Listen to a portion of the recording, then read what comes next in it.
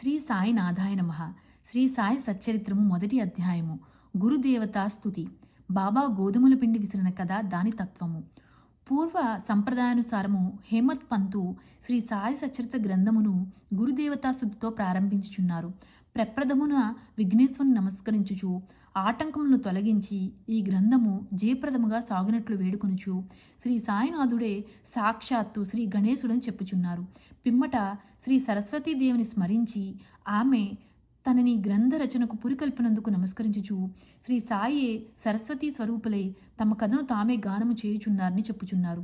తదుపరి సృష్టి స్థితి లయకారకులకు బ్రహ్మ విష్ణు మహేశ్వరును ప్రార్థించి శ్రీ సాయే త్రిమూర్త్యాత్మక స్వరూపములనియు సమర్థ సద్గురువులనియు వారు మనలను సంసారమును నదిని దాటించగలరనియు చెప్పుచున్నారు.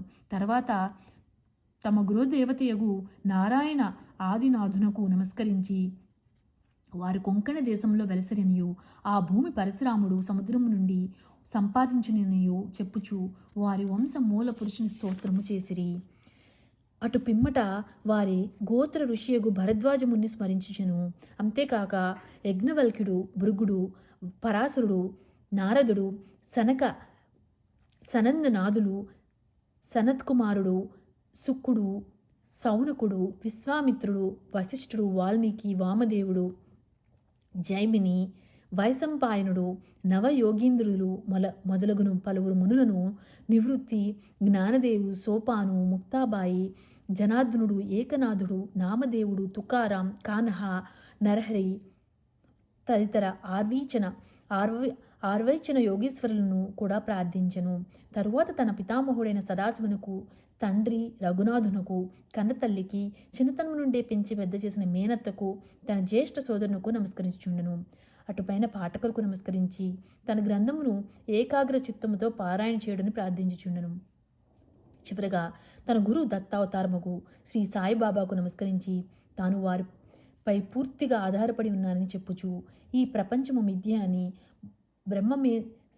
బ్రహ్మమే సత్యమనే అనుభవంను తనకు కలిగించే శక్తి వారికే కలదని చెప్పుచు ఈ ప్రపంచంలో ఏ ఏ జీవులందు పరమాత్మ నివసించి ఉన్నాడో వారందరికీ నమస్కరించుచుండెను. పరాశరుడు, వ్యాసుడు, శాండిల్యుడు మొదలగు కలవారు చెప్పిన భక్తి మార్గములను పొగడి వర్ణించిన పిమ్మట హేమత్ పంతు ఈ క్రింది కథను చెప్పుట ప్రారంభించను. 1910వ సంవత్సరం తదుపరి ఒకనాటి ఉదయమున నేను షిరిడీ మసీదులోనున్న శ్రీ సాయిబాబా దర్శనం కొరకు వెళ్ళి తిని అప్పుడు జరిగిన ఈ క్రింది విషయము గమనించి మిక్కిలి ఆశ్చర్యపడి తిని. బాబా ముఖ ప్రక్షాళనను కావించుకుని గోధుమలు విసురుటకు సంసిద్ధుడగుచున్నారు. వారు నేలపై గోనిపరిచి దానిపై తిరగలు ఉంచారు. చీటపై కొన్ని గోధుమలు వేసుకుని కఫిని పైకెత్తి మడిచి పిటికడు చొప్పున గోధుమలు వేయుచు విసరసాగారు. అది చూచి నాలో నేను, ఈ గోధుమ పిండి నీ బాబా ఏమి చేయుచున్నారు? ఆయనకెందుకు గోధుమలు విసురుచున్నారు? వారు భిక్షాటనముచే జీవించువారే, వారికి గోధుమ పిండితో ఏం నిమిత్తము? వారి పిండి నిల్వ చేయాల్సిన అగత్యము లేదే అని చింతించున్నాను. అచ్చటికి వచ్చిన మరికొంతమంది కూడా అట్లా ఆశ్చర్యపడుచున్నారు. కానీ మాలో ఎవరికి కూడా బాబాను ప్రశ్నించుటకు ధైర్యం చాలకుండును. ఈ సంగతి వెంటనే గ్రామంలో వ్యాపించెను. ఆబోల గోపాలము ఈ వింత చర్యను చూచుటకే బాబా వద్దు గుమికూడారు. నలుగురు స్త్రీలు ఎట్లనో సాహసించి మసీదు మెట్లెక్కి బాబాను పక్కకి జరిపి వారే విసుట ప్రారంభించారు. వారు తిరగలపిడిని చేత పట్టుకుని బాబా లీలను పాడుచూ విసుట సాగించారు. ఈ చర్యలను చూచి బాబా కోపం వచ్చెను. కానీ వారి ప్రేమకు భక్తికి మిగిలి సంతసించుచూ నవ్వారు. విసురినప్పుడు స్త్రీలు తమలో తాము ఇట్లు అనుకుంటూ ఉన్నారు, బాబాకు ఇల్లు పిల్లలు లేరు, ఆస్తిపాస్తులు లేవు, వారిపై ఆధారపడిన వారు, ఆయన పోషించవలసిన వారు ఎవ్వరూ లేరు. వారు భిక్షాటనముచే జీవించువారు కనుక వారికి రొట్టె చేసుకున్నట్టుకు గోధుమ పిండితో నిమిత్తమే లేదు. అటు పరిస్థితుల్లో బాబాకు గోధుమ పిండితో పని ఏమి? బాబా మిగులు దయార్థ హృదయగొడుటచే మనకి ఈ పిండిని పంచిపెడుతున్నారు కాబోలు.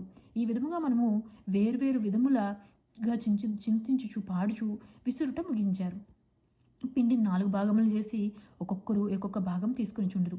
అంతవరకు శాంతంగా గమనించుచున్న బాబా లేచి కోపమితో వారిని తిట్టుతూ ఇట్లన్నారు, ఓ వనితలారా, మీకు పిచ్చి పట్టినదా ఏమి? ఎవరు సొమ్మనకు లూటీ చేయుచున్నారు? మీ వద్ద నుండి గోధుమలు వాడుకున్నానా నేను? ఏ కారణం చేత పిండిని తీసుకుని పోటుకు ప్రయత్నించున్నారు? సరే, ఇట్లు చేయుడు, పిండిని తీసుకుని పోయి గ్రామపు సరిహద్దులపై చల్లుడు. అది విని ఆ వనితలు ఆశ్చర్యచకితులయ్యిరి. సిగ్గుపడిరి. గుసగుసలాడుకొనుచు ఊరి సరిహద్దుల వద్దకు పోయి బాబా ఆజ్ఞానుసారము ఆ పిండిని చల్లిరి. నేనిదంతయు చూచి షిరిడీ ప్రజలను బాబా చర్యను చూచి ప్రశ్నించేతిరి. ఊరిలో కలరాజాడ్యం కలదనియు దాన్ని శాంతింపచేయుటకు కది బాబా సాధనమనియు చెప్పారు. అప్పుడు వారు విసిరినవి గోధుమలు కావనియు వారి కలరాజాడ్యమును విసిరి ఊరి కవతల పాల ద్రోలారని చెప్పిరి. అప్పటి నుండి కలరా తగ్గెను. గ్రామంలోని ప్రజలందరూ ఆనందించిరి. ఇదంతయు విని నాకు మిక్కిలి సంతసం కలిగెను. దీని గూఢార్థం తెలుసుకున్నట్టు కుతూహలం కలిగెను. గోధుమ పిండికి కలరాజాడ్యంకు సంబంధమేమి? ఈ రెండిటికి గల కార్యకారణ సంబంధమేమి? ఒకటి ఇంకొక దాన్ని ఎట్లు శాంతింపజేయును? ఇదెంతయో అగమ్యగోచరముగా తోచును. అందుచే నేను తప్పక ఈ విషయంను కూర్చి వ్రాసి బాబా లీలను మనసారా పాడుకొని వలనని నిశ్చయించుకుంటుని.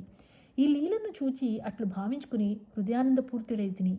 ఈ ప్రకారంగా బాబా సచ్చరితను వ్రాయుటకు ప్రేరేపింపబడితిని. అట్లే బాబా కృపా కటాక్షములచే ఆశీర్వదములచే గ్రంథము నిర్విఘ్నముగాను జయప్రదముగాను పూర్తయినది. తిరుగల విసురుట దాని వేదాంత తత్వము. తిరుగుల విసరుటను కూర్చి షిరిడీ ప్రజలు అనుకునే రీతియే కాక దానిలో ఒక వేదాంత భావము కూడా కలదు. సాయిబాబా షిరిడీ యందు సుమారు 60 ఏండ్లు నివసించారు. ఈ కాలమంతయు వారు తిరగలి విసురుచూనే ఉండిరి. నిత్యము వారు విసిరినది గోధుమలు కావు, భక్తుల యొక్క పాపములు, మనోవిచారములు మొదలగునవి. తిరగలి యొక్క కింది రాయి కర్మ, మీది రాయి భక్తి. చేతితో పట్టుకున్న పిడి జ్ఞానము. జ్ఞానోదయమును కానీ ఆత్మసాక్షారము కానీ మొట్టమొదట పాపములను కోరికలను తుడిచివేయవలను. అటు పిమ్మట త్రిగుణరాహిత్యము పొందవలను. అహంకారము చంపుకొనవలను. ఇది వినగానే కబీరు కథ జ్ఞప్తికి వచ్చెను. ఒకనాడు ఒక స్త్రీ ఒకతే తిరుగల్లో ధాన్యమును వేసి విసురుచుండెను. దాన్ని చూచి కబీరు ఏడవసాగెను.